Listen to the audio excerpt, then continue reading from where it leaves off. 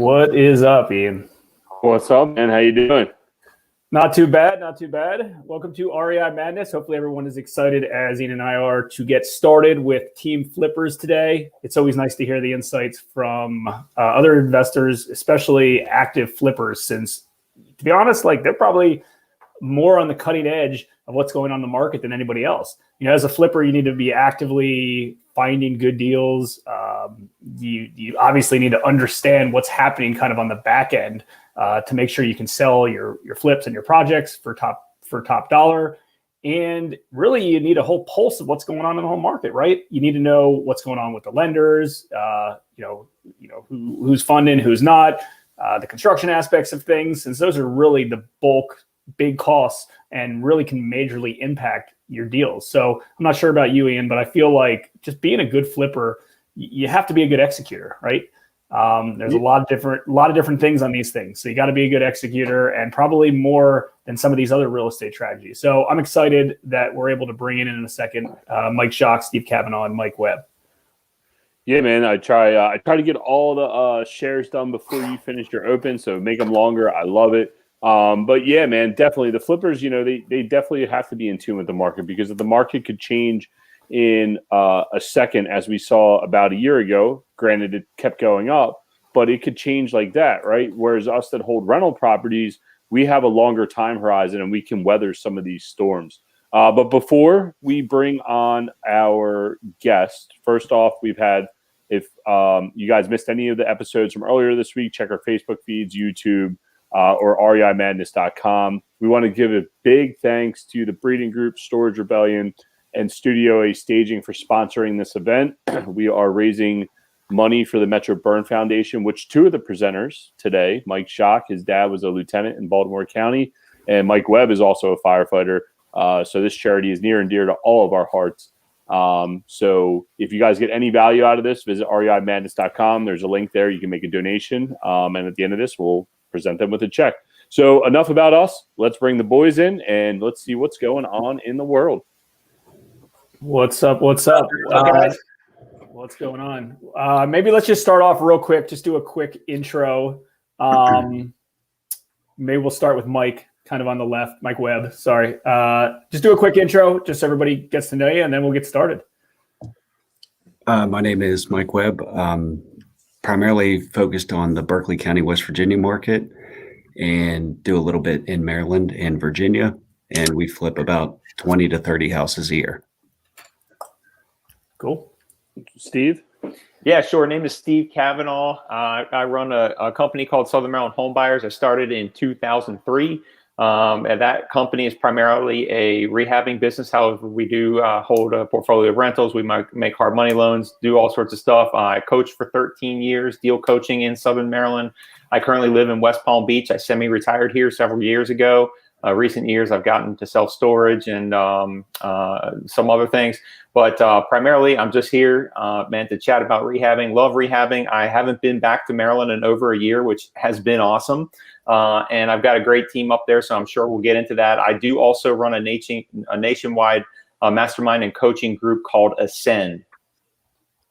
And we had two Ascend members on yesterday, Mike Casey and Matt Fullerton. We had them spotlighted. Awesome. Shocker, yeah, man. Shocker, you want to give us a quick intro? Yeah, so my name is Mike Schock. I live in Hartford County, Maryland. I got into real estate. My mom and dad were, whenever they would move, they keep the previous house. They had no game plan. And at the age of 18, I bought my first house. So like 2 years ago, I bought my first house. Any jokes? No? Okay. Yeah. That was quite a long time ago. But anyway, I was traveling a boatload because I taught for one of the national gurus. I would travel into a market and spend 3 days with two people for about 30 hours. So great time. I also have a education thing. It's called 3-Door RET. RET is just real estate training. So we love teaching. We love to give back. We flip. We have rental properties. We educate. My wife's a full-time realtor. My family's involved with the business. So true family business. Nice. Awesome. So let's get this thing started. Let's get the first question going. You might already know what it is. We've been asking pretty much all our guests this question because I think it's interesting. I think a lot of people have this stuff on top of mind. Obviously, none of us have a crystal ball of what's going on in the marketplace, but what's your 2021 outlook? Are you aggressively buying? Are you saving cash? Are you kind of taking some chips off the table? We'll start with you, Mike on the left, Mike Webb. You're on the left side, right, Mike? You can see on the left side on your screen. Okay, cool. Yeah. So we'll just say Mike on the left.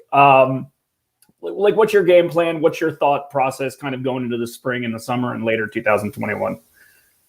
So we're still buying, and we're just, maybe taking on rehabs that are a little faster in and out, not the super large rehabs. But right now, as things look right now, the demand is still strong for that 150 to 250 price point where I work. So we're still buying. What happens? I wish we knew, right? But as it stands right now, we're still buying. If we all knew, we'd be living right down next to Cavanaugh in sunny, warm Florida. So, Steve, what are you seeing in your Southern Maryland market? Yeah, absolutely, man. Things are going like hotcakes. I think we're rehabbing 5 properties right now. We've got people asking about stuff before it even hits the market. I think as long as interest rates remain low, I think there's just so much cash out there in the marketplace. And then let's face it, you can't build for what you can buy existing now. So it's the value is there. Hard assets are very much in demand in this inflationary type of. The smart money is going into hard assets. So I think for homeowners, it makes sense as long as the affordability is there, as long as the jobs are there. We're going to continue to aggressively sell into this market. Nice. How about you, Shot? Yeah, we're doing the same thing. It's a great time to sell. May not be a great time to buy if you're a retail buyer, but as we all know, the deals are getting harder. So you just have to broaden your horizon to find more deals. Get your name out there so people know that you're buying. But we would buy anything we possibly can. We have toned it down a little bit from like 10 to 12 rehabs at once to down to like 3 and 4, just in case something would switch. But I think it's a great market right now. And I thought Corona was going to scare everyone away, but I really feel like they just sit at home and look on Zillow all the time and have nothing better to do but look for houses. Because I know our houses, we sold a house 2 months before it even hit the market, because in the market we were in, the inventory there is no inventory.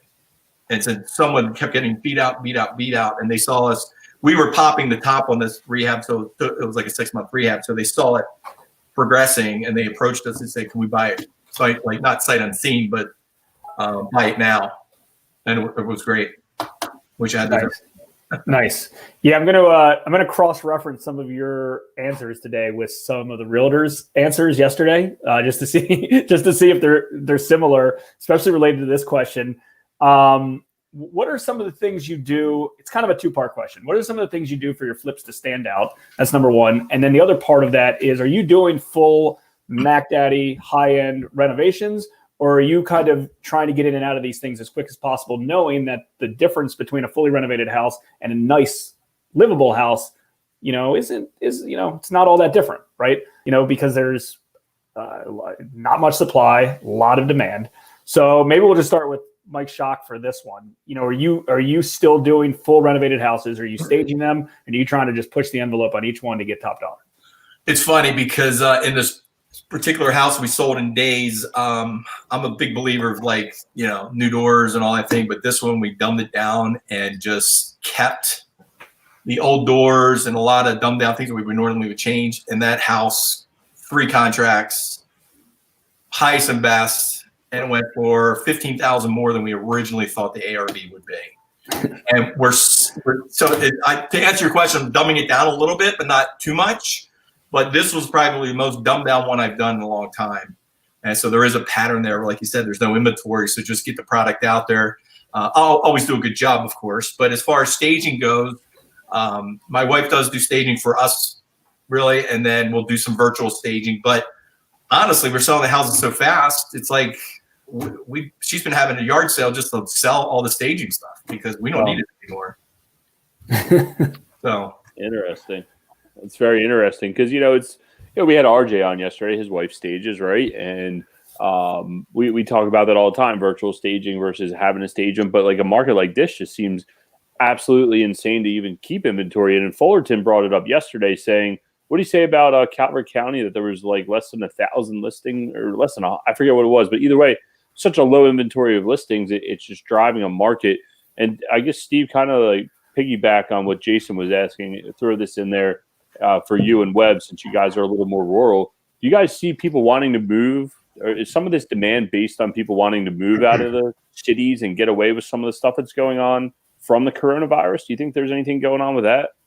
Well, I mean, that's hard for me to say. I mean, I'm in Southern Maryland, so I mean, when you look at it on a map, when you look at DC, and then you see PG County coming down this way, and then we're the next county down. So you've had that when they came in and pulled the ballpark and everything in Southeast DC, you had a lot of folks move from Southeast DC into PG County. Then you had everybody who'd been in PG County move down Charles County, and now you're having people move down St. Mary's County and Calvert County. So that has been a demographic shift that has been taking place for 20 years now, and we have capitalized on that. Most of the people that we sell to come from Prince George's County. So I mean, that continues to happen. That has always been something that we've done. Nice. Now, how about you, Webb? Because I know we talked about it once before about the 270 corridor and everything going out in Frederick. Do you think any of that's corona related, or is it a similar situation to DC? So I think some of it was DC, but I think it's probably just accelerated it with corona. I think because we have access to the MARC train 70, 270. So I think what we're seeing is a lot of our buyers are coming from the Frederick, Maryland, Washington, DC, Montgomery County area. And Northern Virginia, because they can come out of Loudoun County, 15 minutes north, be in West Virginia. The amount of house they can buy for $250 is almost literally double what it is in Loudoun County. So, and now I think you're seeing it with people working remotely or with Zoom. Now it's just becoming more commonplace if they do have to go down to DC or Bethesda or whatever the case may be. Once a week trip down 70 or 270 is not that bad. And then they live a little more remotely or rural, like out where we are. So I think it's actually helped us. And like these guys have said, well, I'll echo the same sentiments. Like we can't keep stuff. It hits the market, it's under contract, and it's usually multiple offers over asking. So whether it's because of COVID or because of DC, I don't know, but I think it's kind of just a confluence of all of it. And I don't know the exact answer, but I would be leaning towards yes. It is because of COVID and DC. Makes sense. Just a reminder, anyone who has questions, feel free to comment them however you're watching this. If you're watching them on Facebook, if you're watching them on LinkedIn, if you're watching them on YouTube, feel free to comment your questions. They'll all populate through and we'll make sure we can get through those. How would you guys rate your current risk tolerance and your buying formula? I know that's challenging, right? All of us, for the most part, have been around long enough that we know the ideal formula is you buy at 65 cents on the dollar minus construction costs. That, unfortunately, it would be great if that existed right now, but it hasn't, not just since COVID, but before COVID. And there was, the right reasoning why that was the formula. And I'll let you guys answer this, but I'm guessing that that's probably closer to like the 75%-ish, give or take. When you're buying these things, because typically, on flips in general, and even when we're doing lending on a flip, the day one typically has the most risk, right? Like as you're improving these properties, they're increasing in value, and your exposure, gets more favorable to you. Are you trying to buy these things at 75% minus construction costs, or you kind of have in your head of like, you know what, like Mike said, or Shock said earlier, like I was doing 10, now I'm doing 3 or 4 at a time. I'm going to push the envelope a little bit because I know it's the only way I can secure a deal, but hopefully, I'll be able to sell it at 110% on the back end. And obviously that's not, it's kind of a hope strategy, but that being said, it is existing. Like talk a little bit about what kind of buying formula you have right now. Yeah, I'll throw in that. Okay, Steve. Go ahead. Good. I was just going to say, I've always only ever bought on 70, and that's all I ever want to do. So I don't let the market dictate, my profitability there. I will say that on a rare occasion, and anybody who's new, don't do this, but on a rare occasion, if there's like $5,000 or less that needs to be done, like just paint a townhouse or paint and carpet a townhouse or something, I'll pay a premium for something like that if I know it's hotcakes and I can sell it on the back end. I don't mind a smaller gap in there. I don't even run a formula. I'm just like, okay, I can buy it for 140. I can put 5 into it and I can sell it for 205 or something like that. It's like done.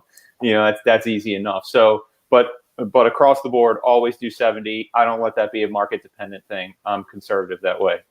Yeah, no, and it may, and it obviously makes sense. I mean, listen, the numbers don't lie. Like anything higher than like 72, 74%, like there's no profit margin in there. Like, so, but like you said, you get in out of there quickly. You have potentially all cash or cheap debt. You don't have to pay a hard money lender or somebody else for 6-7 months of carry. You're just making the room right there because I don't know if any of you guys have dabbled in kind of the DC market, but like a lot of these DC investors, I mean, they don't even base it on percentage. They're just basing it on dollar figures. So it's like, hey, I'm going to buy a property for $800,000. I'm going to put $100,000 into it, and sell it for $1 million. And I'm like, it's a lot of exposure for a $45,000 profit, but that's just the way that those guys operate. Yeah, and I get it. I get why they do that. Maybe they feel they have to do it. Maybe they do have to do it. I don't know. I've never played in that market. But the way that I look at it is as you go up in value, your risk increases. So as long as you're using a percentage to buy off of, your risk is commensurate with your reward.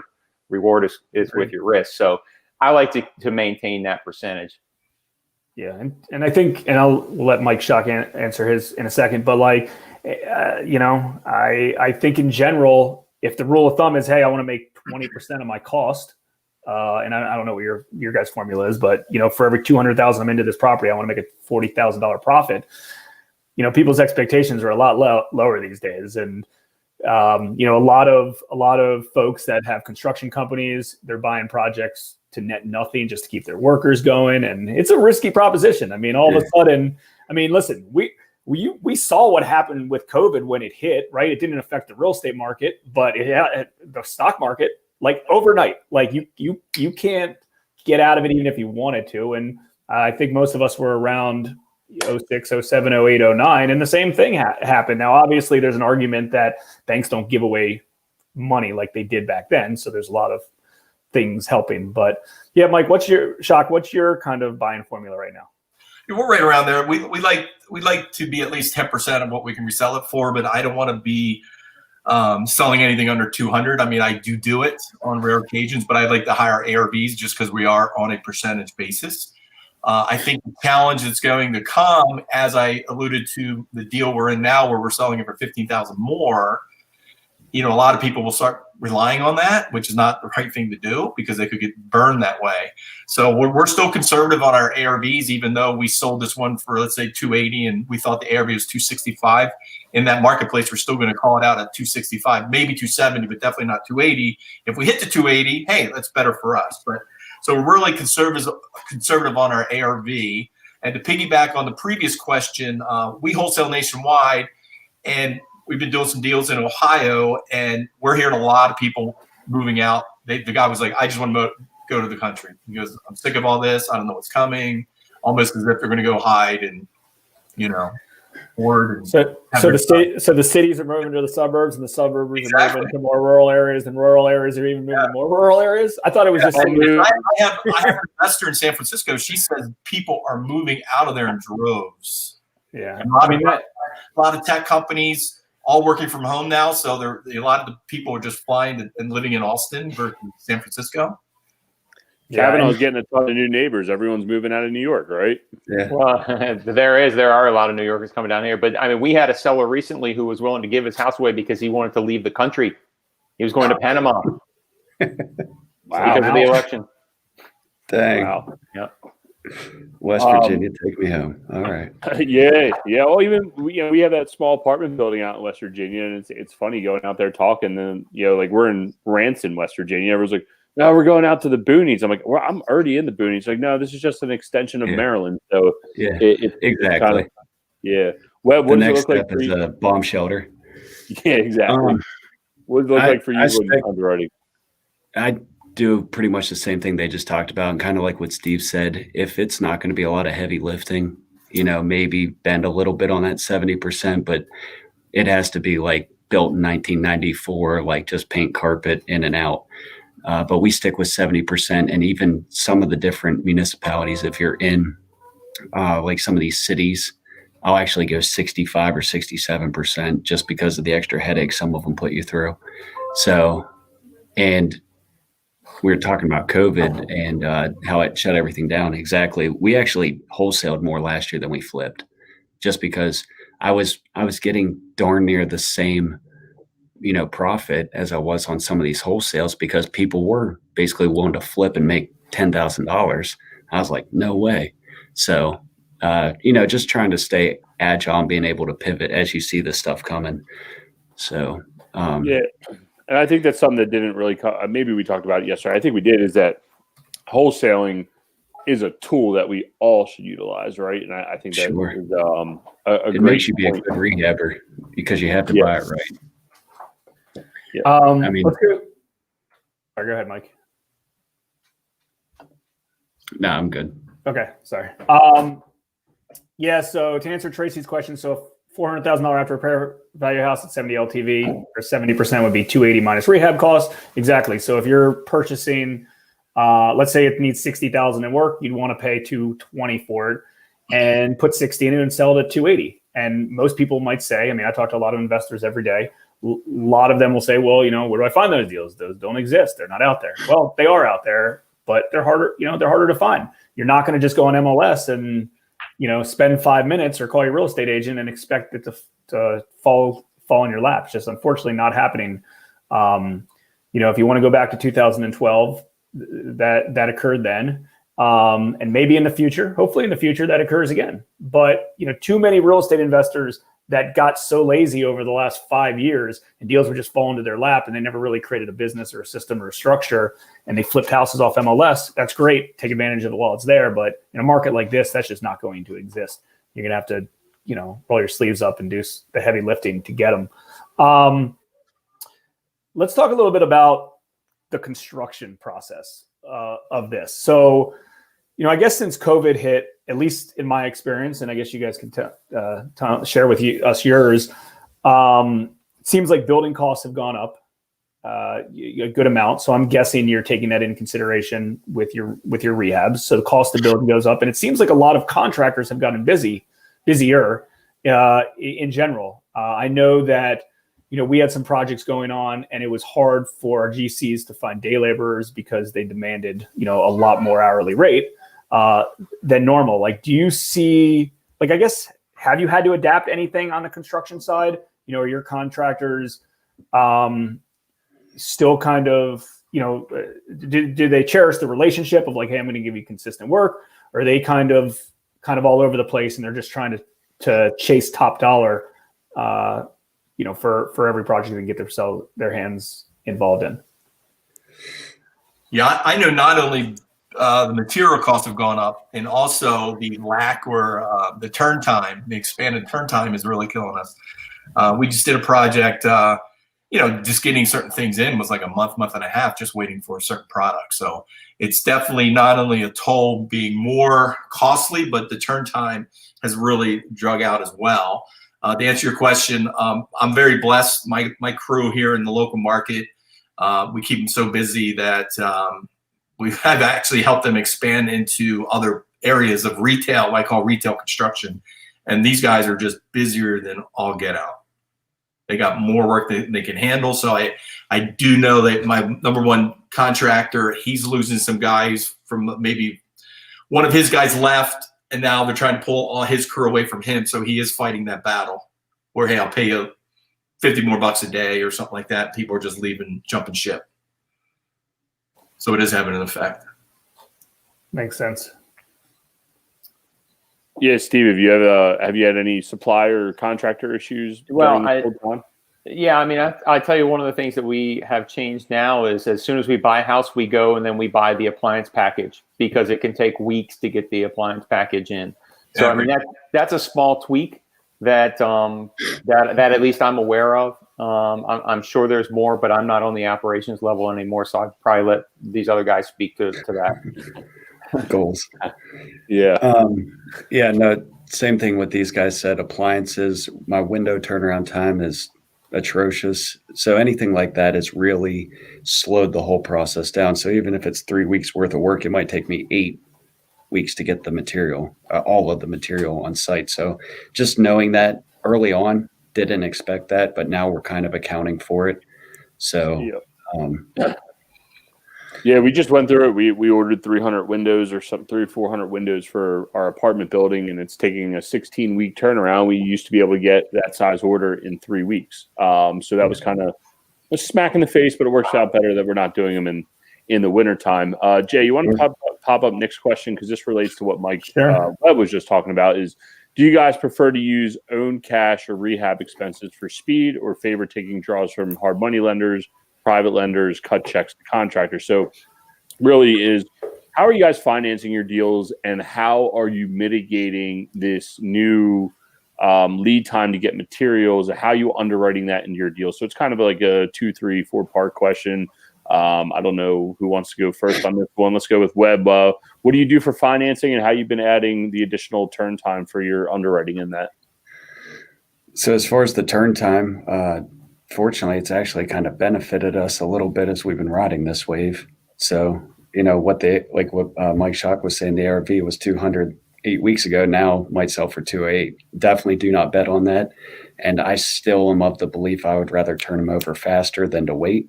Yep. As far as how we pay for it, I'd say 95% of what we do is paid for by private investors.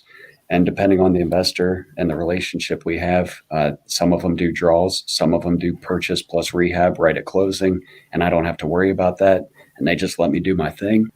And I usually hit them with a weekly update. Like, some of them like it, some of them are like, you don't even have to bother me. But it just depends on the investor. So knowing that what they want and kind of how much handholding they would like throughout that process is important. Draws, hard money. Whenever I've done it, yes, I'm doing one right now where the investor is providing 3 draws. So we had one at closing, we'll have one halfway through and one closer towards the end. So with that, I have to use at times my line of credit to basically fill in the gaps when need be. That is definitely not ideal, but it's the way this investor works. So right. Steve, you questions in there. Yeah, man. Yeah, definitely. And Steve, I know we talked about it before. Do you still have a guidance line of credit or a line of credit from a bank that you utilize? Yeah, my model for many years has been flip, go buy a rental free and clear, and then add it to the line of credit. And so I have a blanket line of credit with a commercial line of credit with a local bank down there in Southern Maryland. Worked with the same banker for probably 12, 15 years now. And, and then every few years, every year I buy another rental, and then every few years I'll essentially expand that line of credit, write checks, buy houses, buy more rentals, increase the line of credit. So rinse and repeat. That's been my model for many years. Now, when I do have cash around in the interim, I don't have anything else to buy in the meantime, the best ROI I can get is to plug it back into my business usually. So I'll do that until such time as I have another asset to buy and then collateralize. Nice. How about you, Schock? How are you financing your flips, and how are you handling the longer turn times when you're underwriting them? Yeah, right now we're just using all private money. So it's their money they're putting up, and it's like Mike said, you got that turn time a little bit longer. You just got to be more.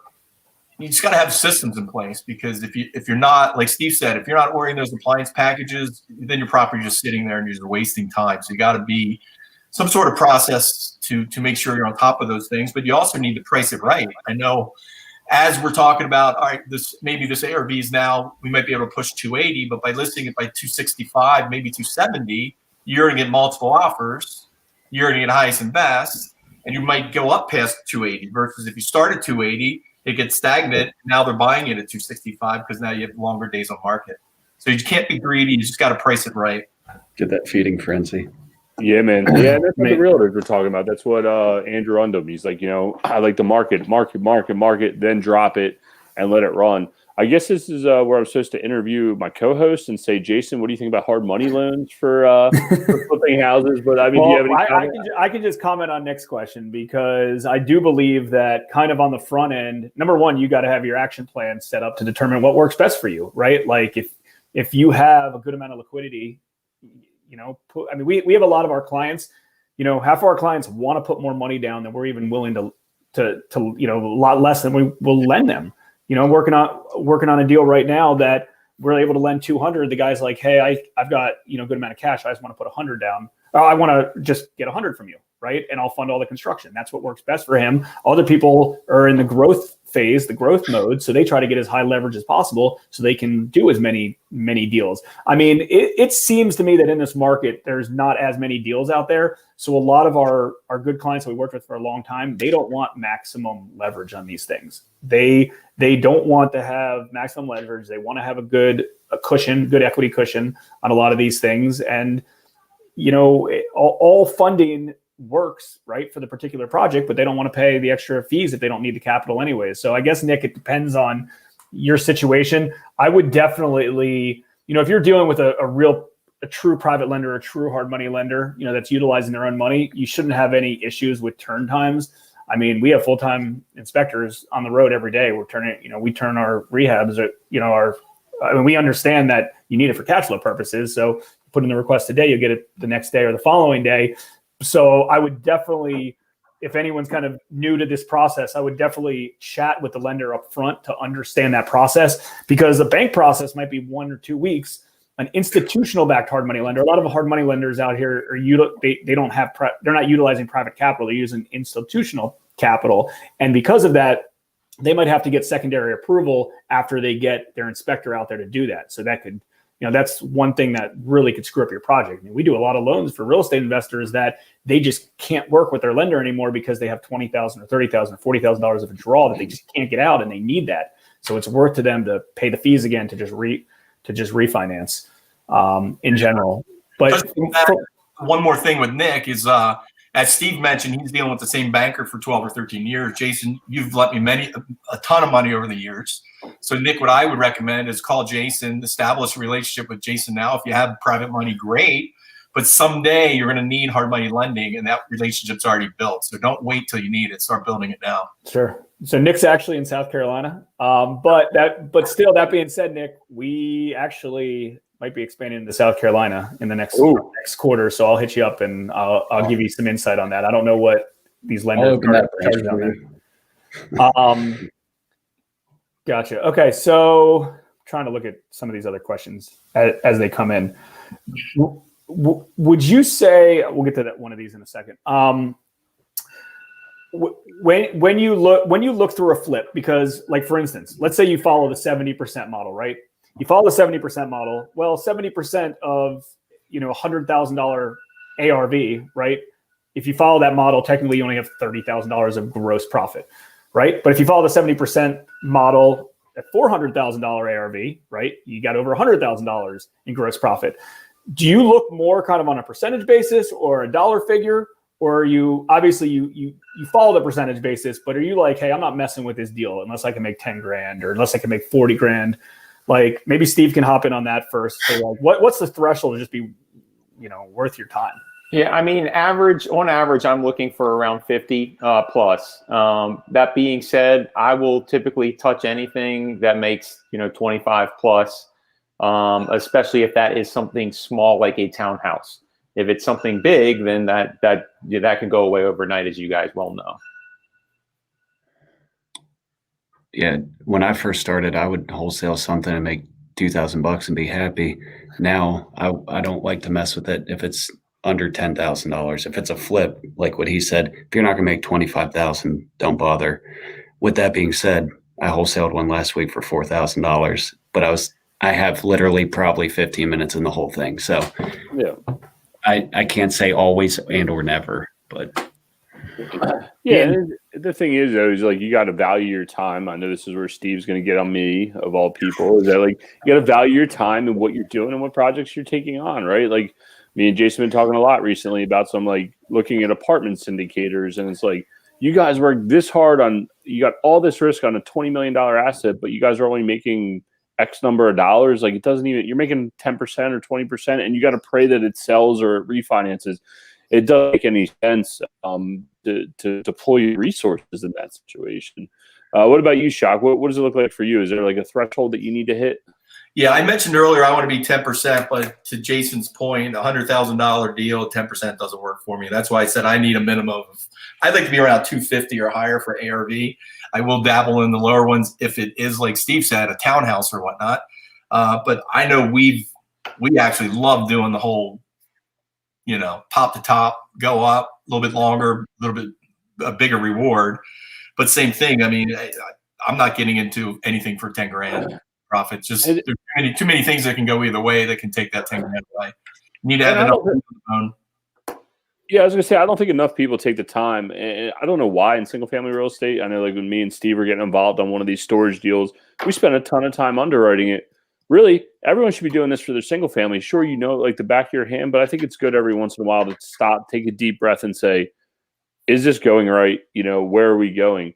And Shock, you bring up a good point, and I guess we'll start off with you. Like, what are you seeing now? Because I know things are selling. Is there like, give us one must have in a flip and one thing that you're not putting in flips right now? Like what's the one thing you have to put in and one thing that you're not doing anymore because the market doesn't require it? Maybe someone can save a few bucks. Yeah. So for us, the example I gave earlier, it was interior doors. You know, I just believe in the whole perceived values. If someone walks in, they see a brush nickel handle and they think, wow, you spent $100 a doorknob. And it's not the case. We all know that. But if someone leaves an old gold doorknob or just a beat up doorknob, it just, you know, the subconscious mind picks up on things like that. So I would say absolutes for us, it's tough because I would say for the kitchens we never rehabbed, you know, let's say we saved $4 or $5 grand in kitchen costs, but we spent it in holding costs because it took that many more buyers to come through to get that buyer that we needed. So I'm not saying you can't salvage a kitchen. What I am saying is I put the money what sells the houses, the kitchens and the bathrooms. So I know with us, it's very simple, but we will do every master shower we'll do, even if it's in the townhouse, we'll run up another piece of pipe and have a rain shower.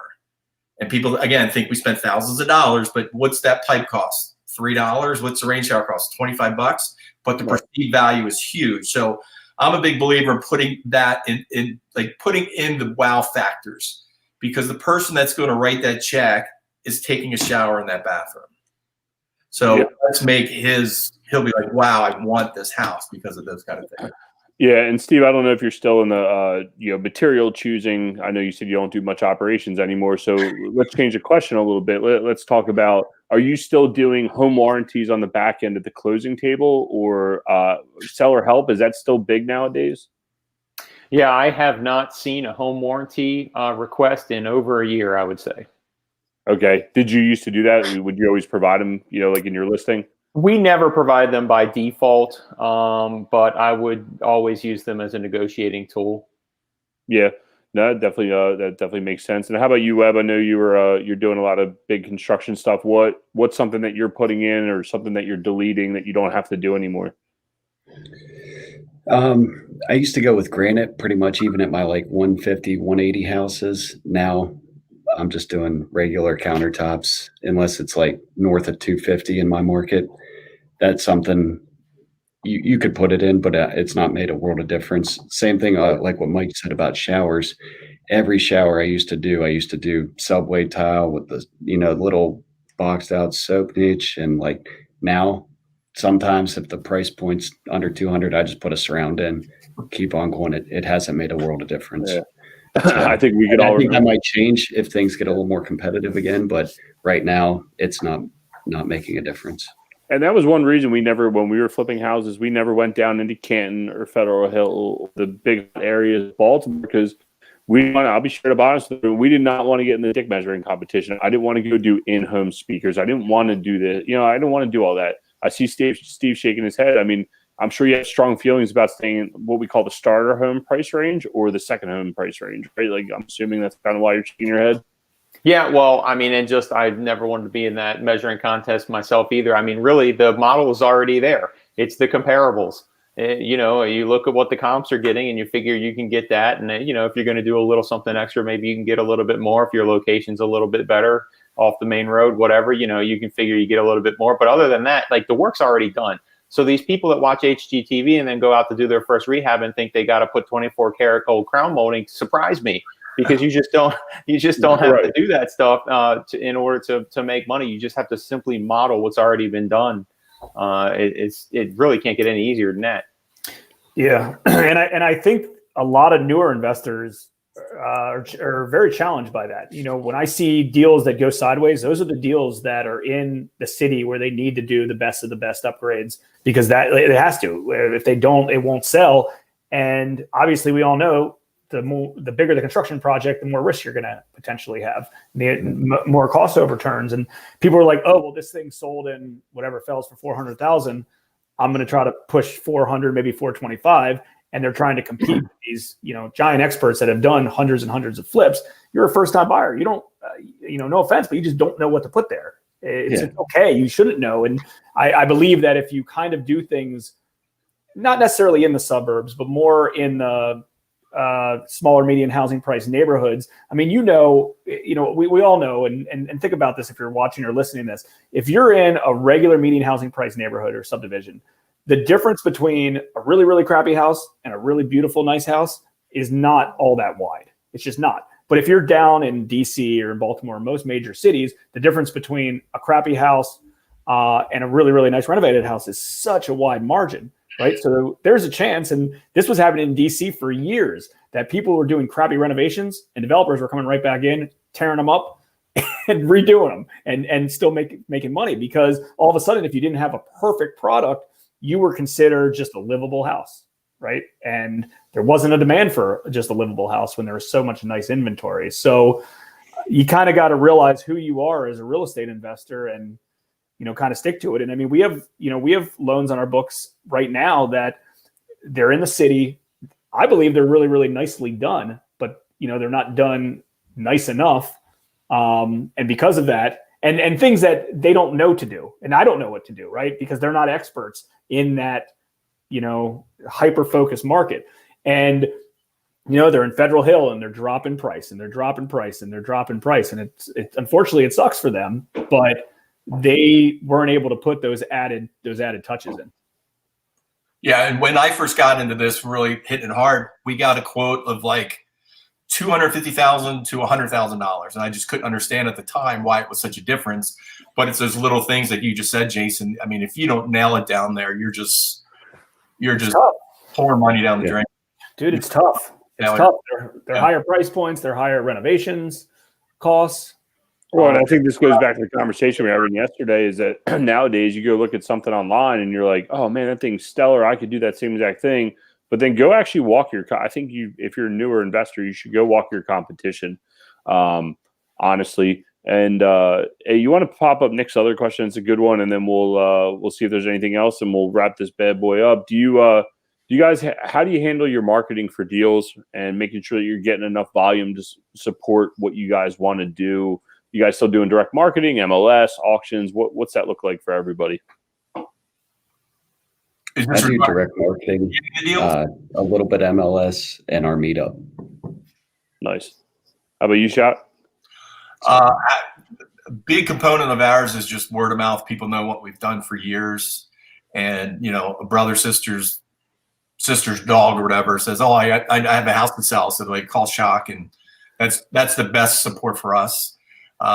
If you know my story, we use a bunch of cleanup guys that help us find houses. We'll look at auctions once in a while, the MLS, but I don't even look at that anymore because are they out there? Sure, but it's not like it was. Wholesalers could be an option too. You just really got to broaden your horizon and look everywhere. Yeah. How about you, Steve? How do you find your deals? Yeah, man.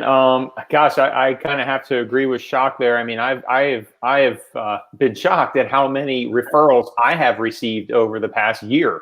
It's amazing. And sometimes those are the best deals because you're already teed up, right? I think also we continue to get a lot organically through the website. We get a lot through anytime we do a marketing campaign, I'll usually get something. So I mean, it's here and there, but I mean, we're in a season where I just had a lot of them fall in my lap about a month and a half ago, just out of nowhere. So all different types of ways. I have been blessed that every single time in my career I've needed a deal, I've been able to go out there and find one. So put it out in the universe and they'll show up. Nice. We talked about that yesterday, Ian, like related to momentum. If you're in the game and you've got no momentum and you're just constantly doing the right things, it doesn't, you don't have to be grinding it 24/7, but you're out there. People know you're out there. They see you doing stuff. Like they come from everywhere. Yep. That's just the nature of business in general. Well, that's the beauty of this business, though. I mean, you build that momentum because when I was younger, I told the guy, "Oh, maybe you're getting too big." He goes, "Never stop the momentum." So in this business, if you're doing your own deals and you get too many of them, you can wholesale them. Yeah, it's a great opportunity for this. Yeah, I mean, we talk to this with some private lending clients consulting clients that we work with, and it's like you're never going to have too many leads, right? You're going to let everyone. You're going to take the best of the best of every opportunity you have, right? If you have 10 deals a month to look at and you can close one or two of them, right? They might not be the best deals. If you have 100 deals a month to look at and you want to close one or two of them, imagine how much better those deals are, right? So it's a marketing game. We're all marketers. The best.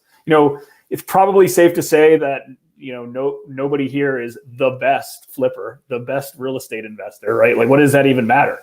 So all we have to worry about is being the best marketer to find the best of the best of the best of the best deals. And I'll tell you, from looking at a lot of deals that we lend on, there's some really, really good opportunities still out there. There is, and I don't fully know where some of these buyers, these investors were lending to, but we did a project. We lent on a project in 21206, and I know, Mike, you probably buy some decent stuff around there as well. But we did a loan of $100,000, and I don't remember what street it was on, but it was pretty far north. It was almost into Hamilton. And I mean, our loan was $100,000 with $60,000 held back, and the guy only needed like $25,000 at the table, meaning he bought the property at a really, really good price.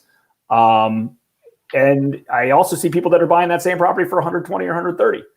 Right. And it doesn't work at those numbers. So there's still opportunities out there, but the momentum thing is key. Just keep grinding, keep doing your thing. And, they don't magically appear, right? The number, you might think, oh yeah, I just woke up today and I got a lead or I got a deal. Like, you put in the heavy lifting at some point and you got the deal today.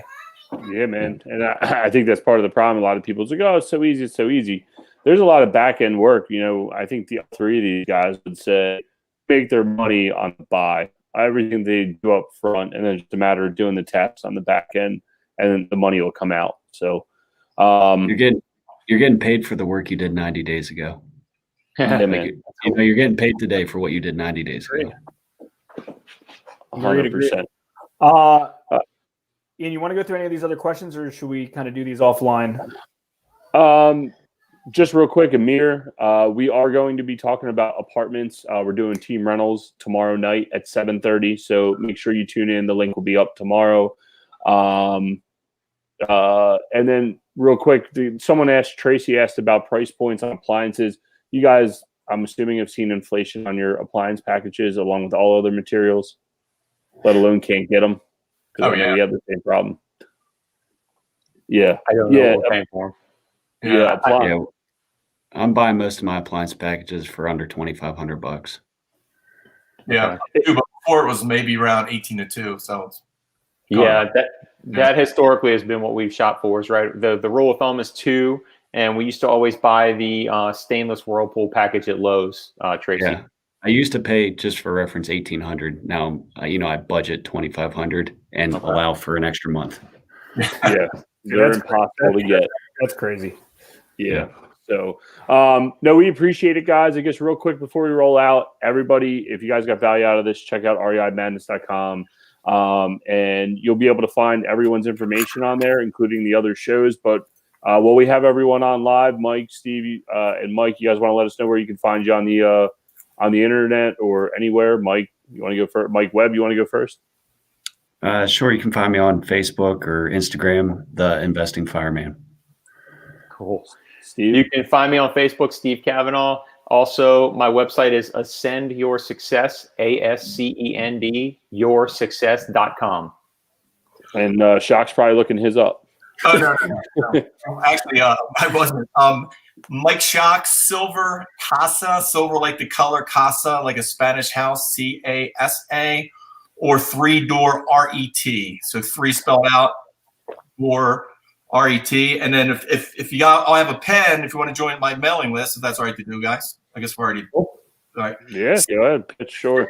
506-7543. Just text the word SHOCK, SHOCK. That number again, 678-506-7543. Cool. All right, guys. We certainly appreciate it. Thanks for sharing your experiences and this time with us. Really appreciate it. And all right, guys. Again, real quick, if you have not, if you want to watch the replay, however you're watching it now, that's the replay link, right? If you're watching this on YouTube, just click play, and it'll stay there. All these things are evergreen on Facebook, YouTube, LinkedIn. So thanks again, guys, and we'll chat soon. All right. See you guys. See you guys. Thank you. Have a good